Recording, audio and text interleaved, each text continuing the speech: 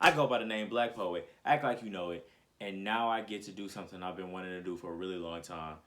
I get to review the entirety of the Halloween franchise, and I've been waiting to do this since 2018 when they first announced that Danny McBride and Blumhouse was going to do a trilogy for Halloween. I've been wanting to review not just their version, but every single timeline in the Halloween franchise since that original film. And I'm going to give a non-spoiler review for Halloween Ends. I see a lot of negative feedback for Halloween Ends, and here's what I'll say. If you're looking for a slasher with a high kill count, the movie does not deliver that. And I think that's fair for a non-spoiler review. I'm trying to be very careful for the first 5 minutes or so and not give up too much of the plot for those who haven't seen it yet. But is it worth the watch is the question, and I'm going to say yes. As a genuine fan of not just horror, but the Halloween franchise, I will say yes. And what I'm seeing, uh, the negative feedback that I'm seeing in my opinion, is coming from people who are Michael Myers fans, not Halloween fans. Because originally, John Carpenter wanted to do an anthology series similar to American Horror Story. And they play with that actually. When you really look at it in order, they actually play with that a lot. It's just that they keep Michael as a central theme because it's what the box office tickets sell. But for the most part, they change actresses and actors. They change timelines. It's almost like X Men. Like they play around with it a lot. Can I cuss on here? I don't know, but they play around with it a lot. And if you enjoy the franchise, the Halloween Ends is no different.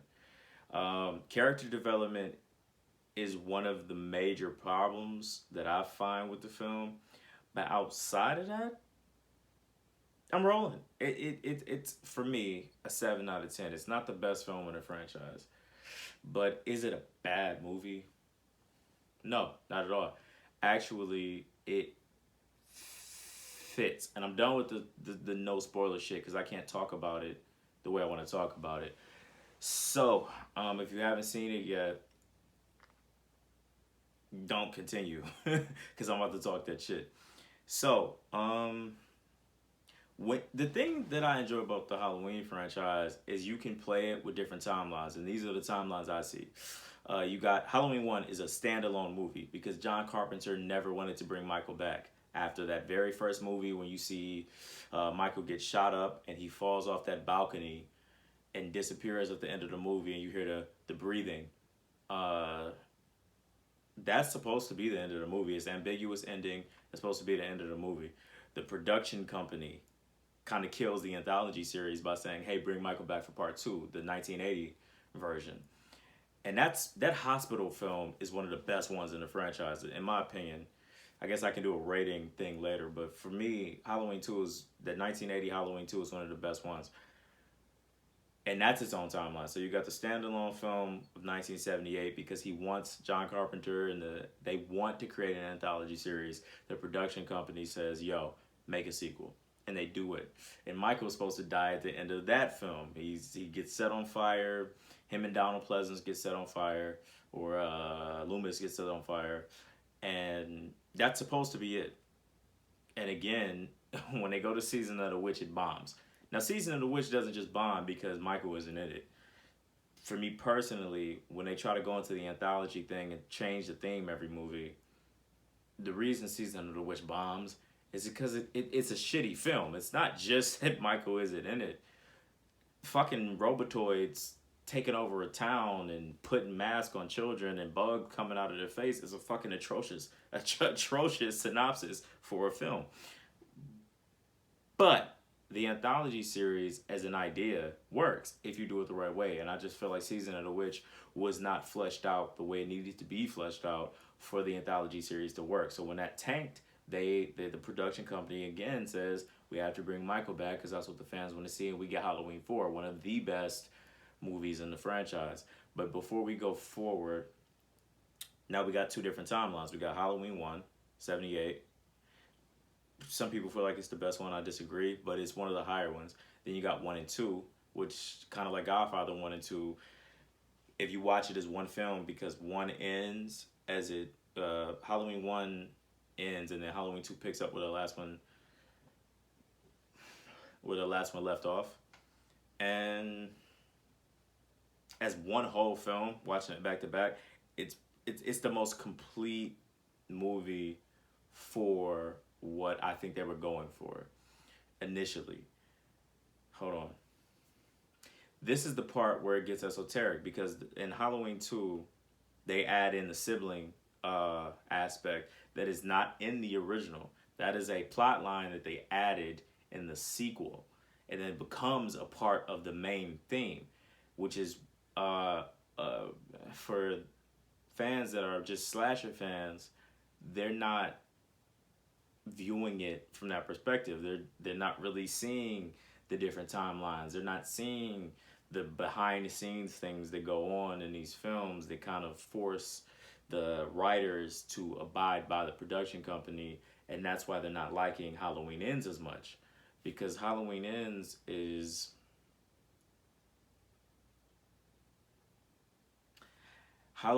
in my opinion, is one of those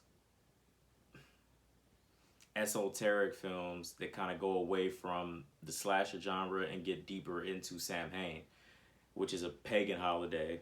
And a lot of horror films touch on Samhain, the day that the veil is the thinnest.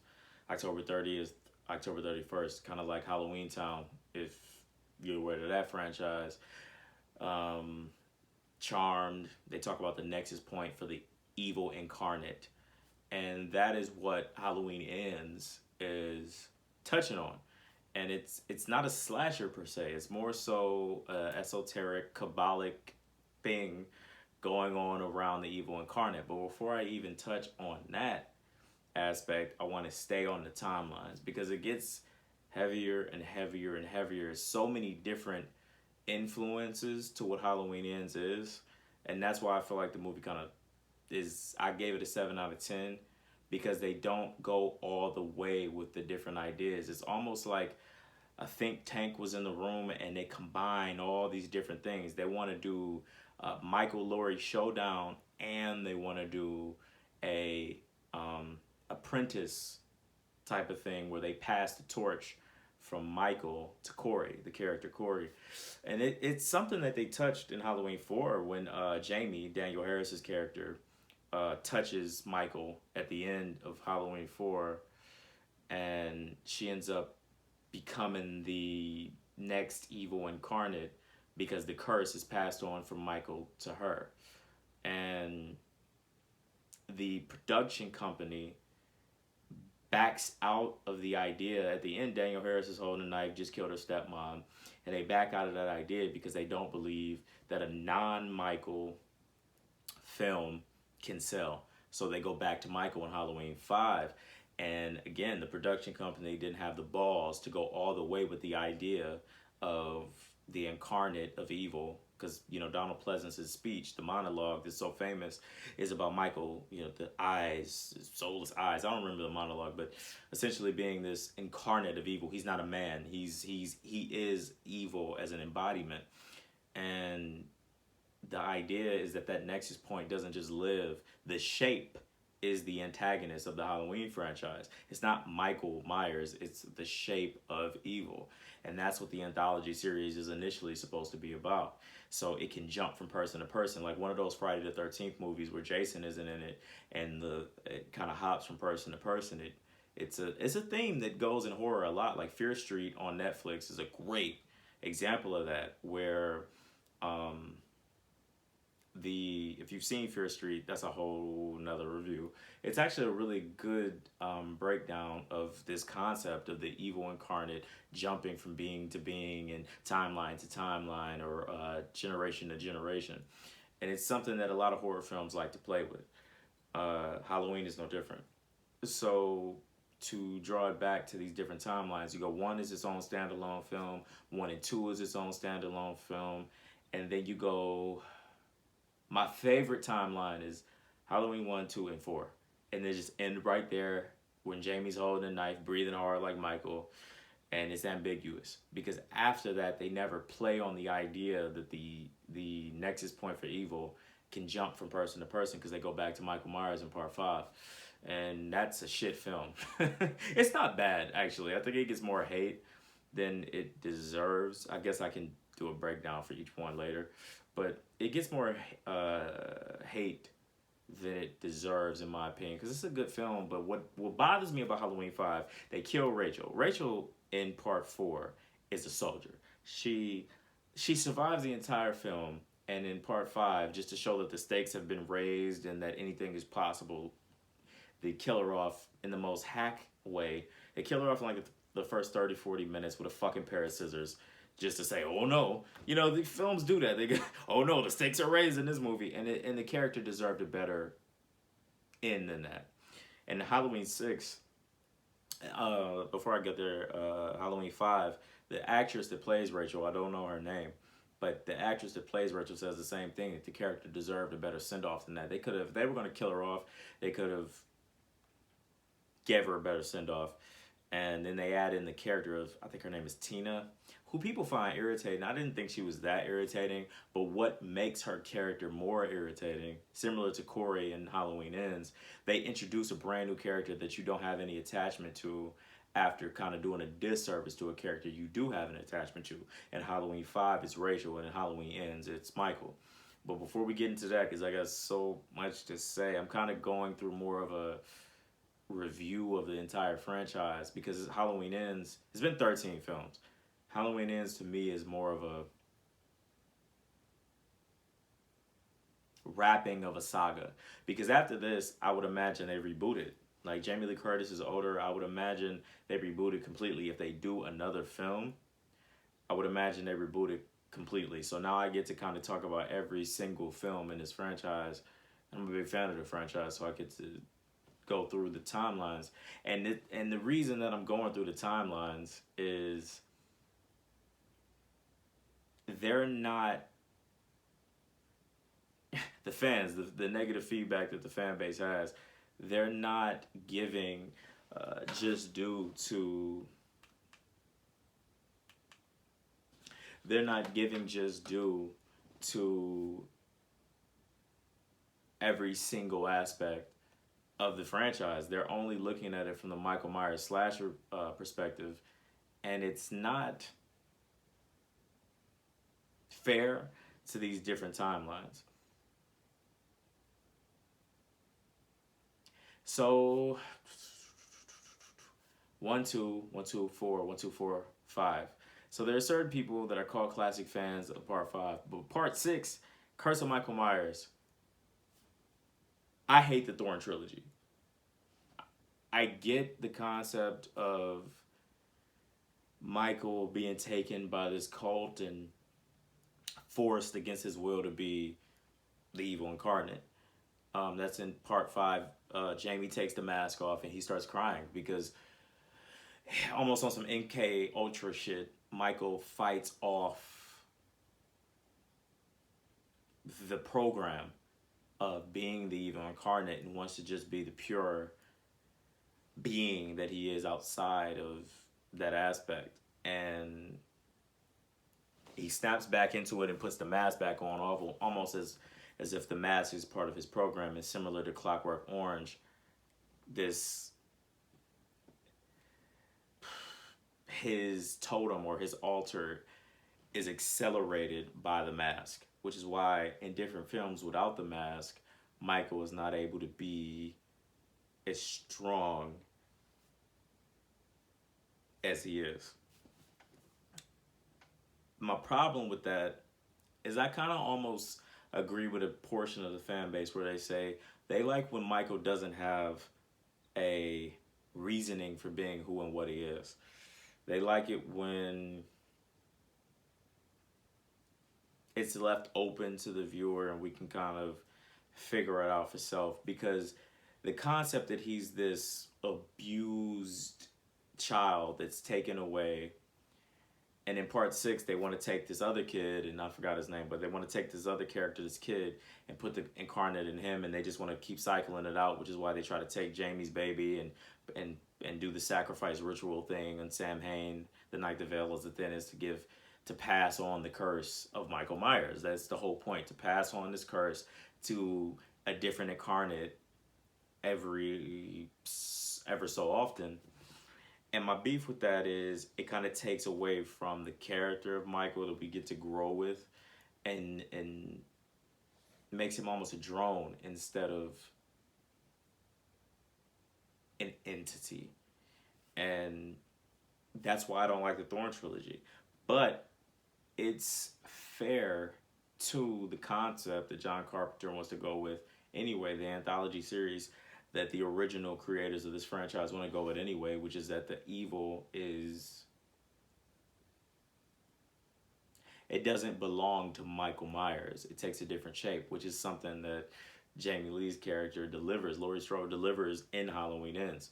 So continue, now is a new timeline. You got 1, then you got 1, 2, you got 1, 2, 4, you got 1, 2, 4, 5, you got 1, 2, then the Thorn you got 1, 2, then the Thorn trilogy. Then they retcon. Then they start kind of doing some X-Men shit where they just say, fuck the timeline, we're going to do what we want for the dollar. And they go 1, 2, H2O. That's, to me, for the people that were looking for the Michael Laurie showdown, that is the most perfect version of the franchise, because you get the final showdown between Michael and Laurie. Michael ain't backing down like no ho. Laurie ain't backing down like no ho. And they figure it out. And at the very, very, very, very, very end, Laurie chops his fucking head off. And it goes off. Jamie, unfortunately, which is one of my favorite characters from the franchise, is not a part of it. She's no longer the daughter of Laurie Strode. Instead, we get Josh Hartnett's character, who I don't remember the name of, who becomes the son of Laurie Strode. And it plays out kind of in a similar way, but because they can't admit that Jamie exists. By the way, naming the character Jamie when the actress that plays Laurie Strode is named Jamie in real life is fucking irritating, because you have to be like mad specific when you break it down. But says all that to say, it's a similar thing. The son, daughter, it doesn't matter who the child is. Point is, Laurie Strode is always very protective of her family. She's kind of the Athena, the Hera. If you're into the Greek or Roman mythos, she's the female goddess that protects the tribe, and every version of the franchise, or every version of the timeline. And in H2O, if you're looking for that Laurie Michael showdown, I feel like that's the perfect timeline. 1, 2, and then H2O. Boom. And because the studio was greedy, we get Resurrection. But it really ends there. Michael's supposed to get his head chopped off, but because the studio, and that was supposed to be Jamie Lee Curtis's last appearance as Laurie Strode, but because the studio was greedy, we get Resurrection. And Resurrection as a standalone film, I think, is actually a really good horror movie. It's suspenseful. That scene where my mans from Final Destination 3 and Sarah he's guiding her through the Myers house. It's really suspenseful. It's not the hack horror shit. It's actually a really good horror movie as far as suspense. But because people were pissed that Jamie Lee Curtis's character Laurie Strode dies in the first 10 minutes of Resurrection, they kind of shit on Halloween Resurrection as a film. And of course, the Busta Rhymes ass whooping that happens. Alright, I ain't gonna lie. The Busta Rhymes ass whooping that happens on Michael at the end is also a hack. But to me, that's more of a reflection of, how do I say, like almost shit is left on a cutting room floor or whatever. Like they have to wrap it in the last 10 minutes quickly, and they just go with something. And it could have happened in any way. And it's not like Michael really lost, because he opens his eyes at the end of Resurrection. I think Resurrection as a standalone film isn't a bad film. So that timeline is 1, 2, H2O, then Resurrection. I don't like that timeline because it's a disservice to the Laurie Strode character. But if you look at Resurrection as a standalone film, it's not bad. Now we get the Rob Zombie films. That '07 Rob Zombie film, people don't like it because they feel like Rob Zombie added his style. Like Robert Rodriguez has a style. Tarantino has a style. Scorsese has a style. So he kind of adds his style on the Halloween franchise, and it's more hick. It's more down south, raunchy, kind of gory, like the Saw franchise. And they feel like that's not what the fans feel like that's not what Halloween was about. And I get that perspective. Here's why I disagree. That '07 movie is the shit. They go, oh, it's too much backstory. Make Michael look like this fucking kid who's getting bullied, Columbine type of thing. Yes, but it works. And he becomes the dark entity that Samuel Lewis describes. It's not a bullyish thing, kind of like Corey in Halloween Ends. It's not a bullyish thing where he's reacting to it. He already is chopping up a rat in the very opening of the film.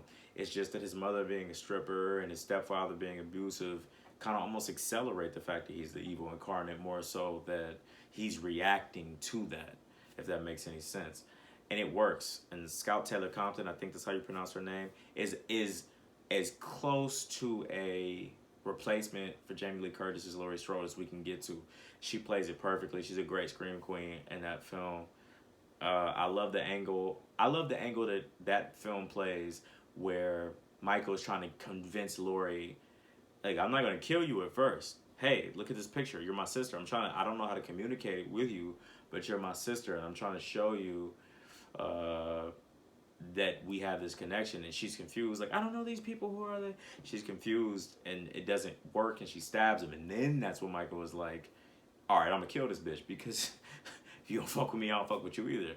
But I thought that angle of Michael just wanting a family, which is why he doesn't, when he's a child, he doesn't kill the baby in the first place. And he didn't even really want to kill Judith. It's just that when Judith starts slapping him like that, he reacts and stabs her and kills her. I thought that was a very interesting take on the franchise. For me personally, I enjoy when the big four, big five, you got Freddy, Jason, Ghostface, Scream, Michael, and Leatherface. I like it when the writers take a creative turn with a franchise that we've seen for 40 years and they do something new with it. I mean, you don't want to see I don't want to see the same movie over and over again.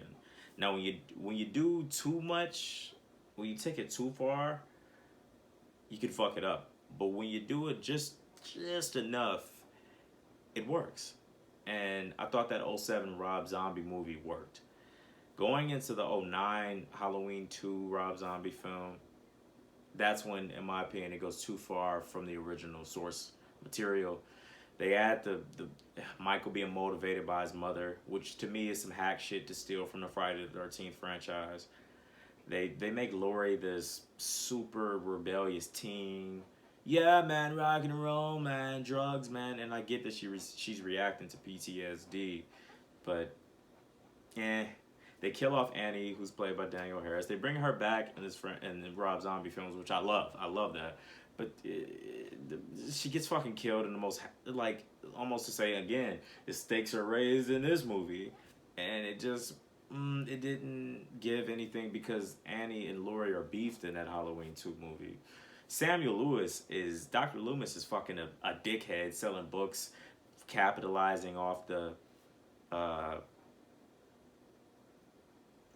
events that happened in the '07 movie. And that's never anything that the Loomis character would do. He would be still hunting Michael. He would still be trying to stop this evil that exists. He's almost like the Merlin of the franchise, if you are aware of the King Arthur mythos. He's almost like the great protector, the great professor, the Dumbledore, if you will, the great sage who's trying to stop this evil from existing. Michael, in this, for that example or that analogy, would be Voldemort. And for him to just be some fucking asshole selling some books, I mean, what the fuck? That was such a disservice to Samuel Lewis, which is one of the main reasons I hate that '09 movie. I know it has a cult following, but I don't like it at all. It's like, to me, people try too hard to like shit that, you don't get it. It's like, no, I get it. It's just it didn't work. It didn't work. The White Witch thing, Hobo Michael, I didn't like. Die. I fucking hate that film. Hobo Michael, I didn't like. I hate that film. I'm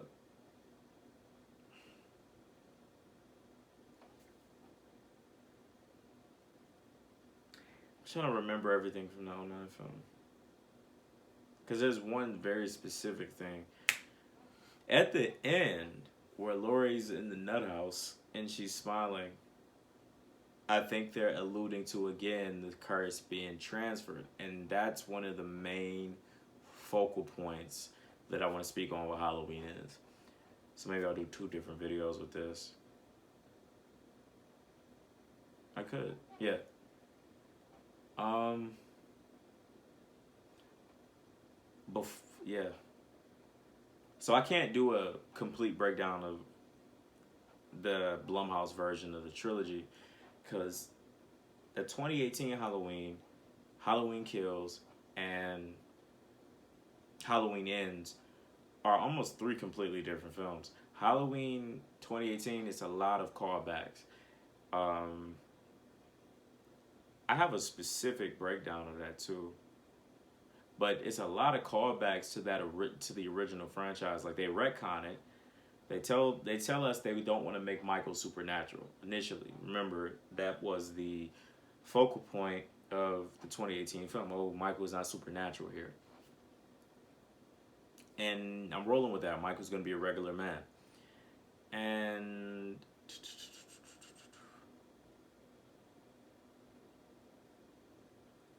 I'm not going to say it works or it doesn't work.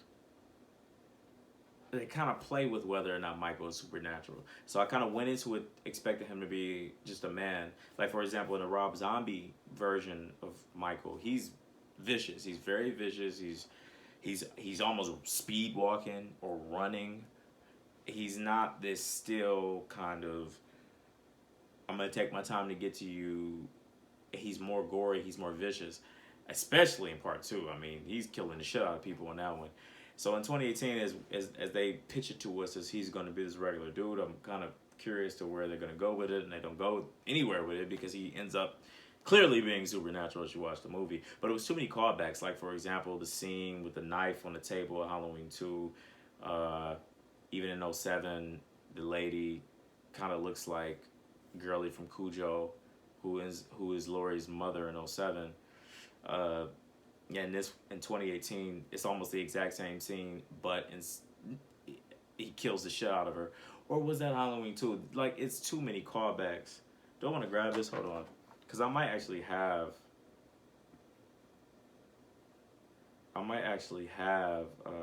the breakdown of all the callbacks, and it's insane to me that they wanted to make a completely different direction and retcon the franchise, but also use everything from the franchise. Yep, here it is. Hold on.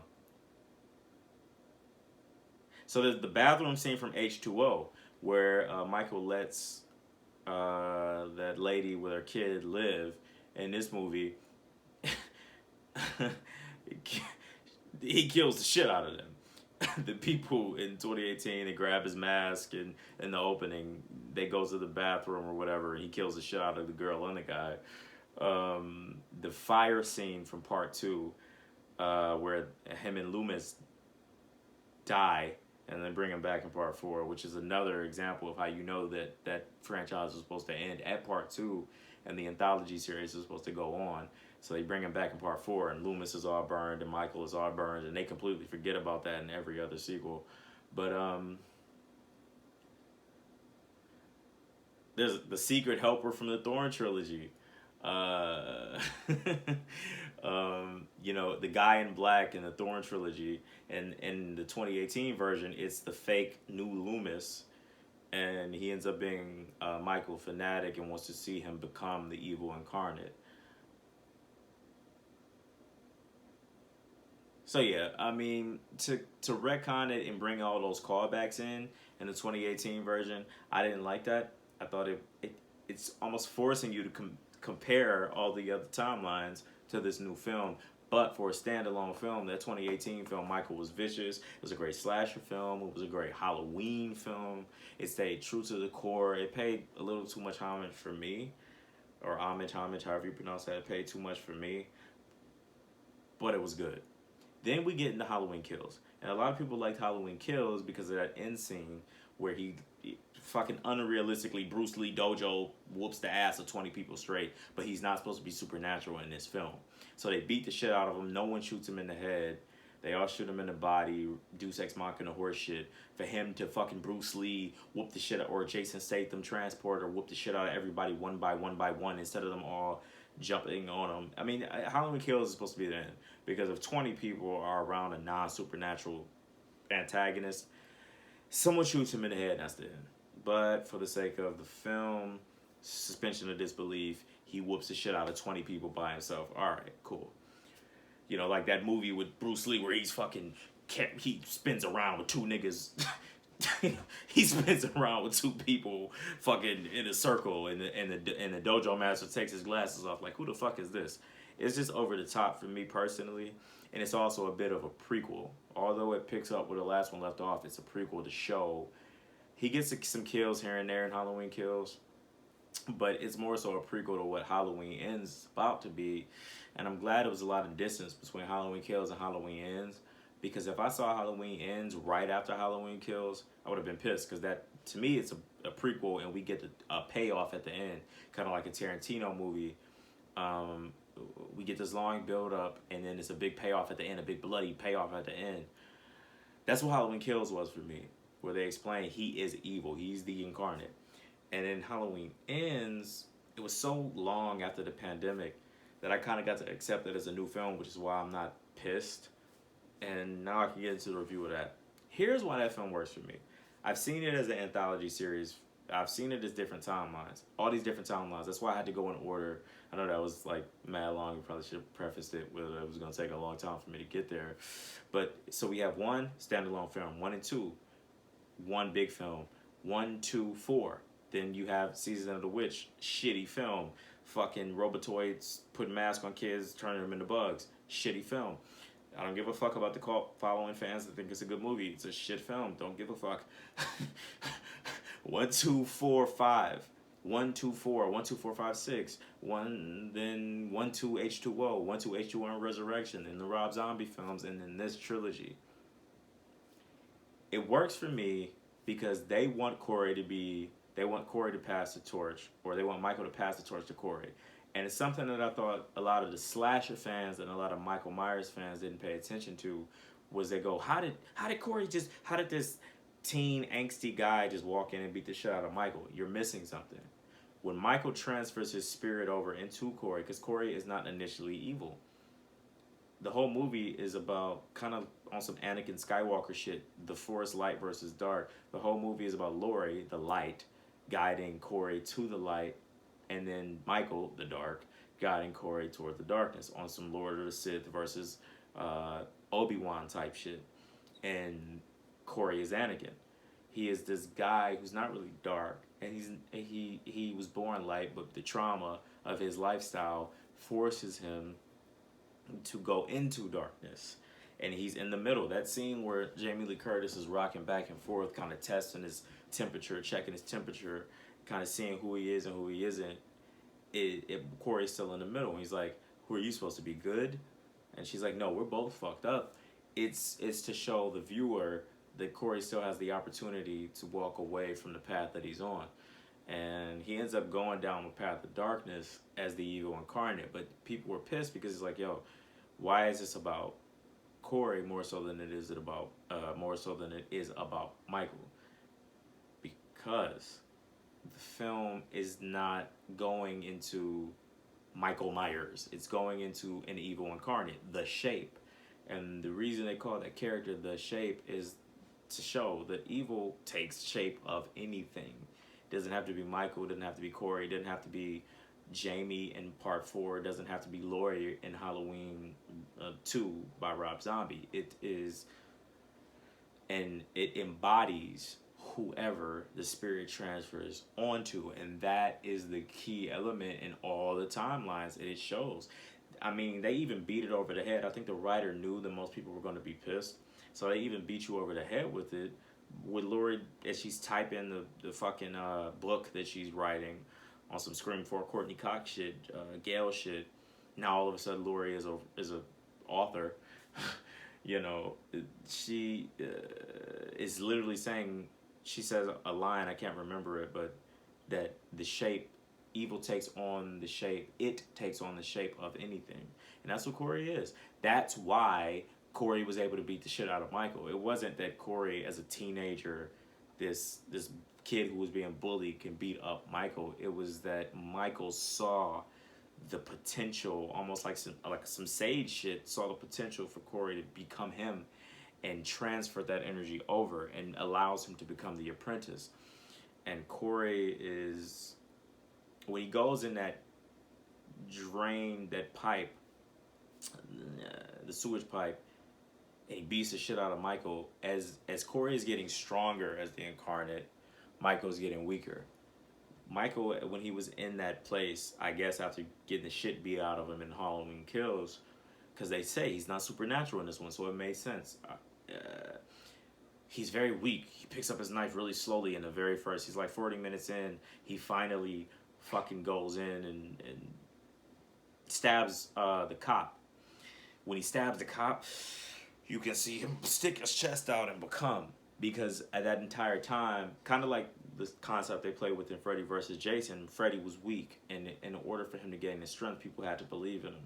Well, in this film, Halloween Ends, for Michael to be Michael, he has to get that first kill again. He has to, and now he sticks his chest out, and he's building up into that. But as he's building up to that, his apprentice is becoming stronger, and Michael's becoming weaker because he's transferring his energy over. And if the production company had balls, or the writers had balls, they would have went all the way with it.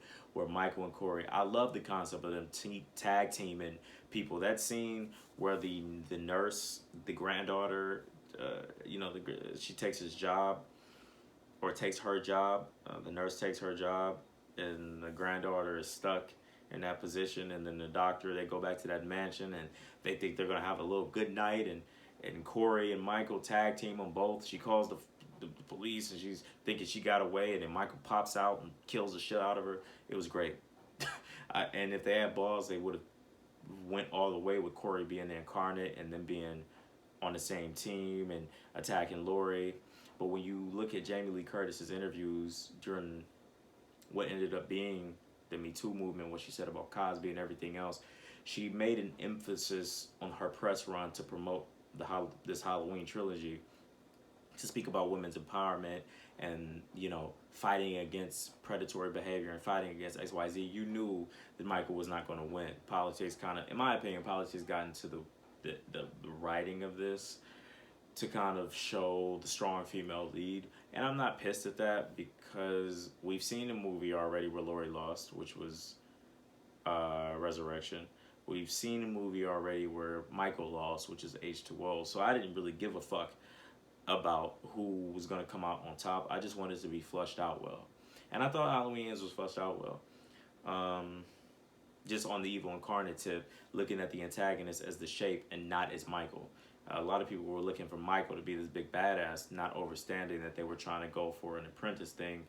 And where it fails for me is that they don't go all the way with it.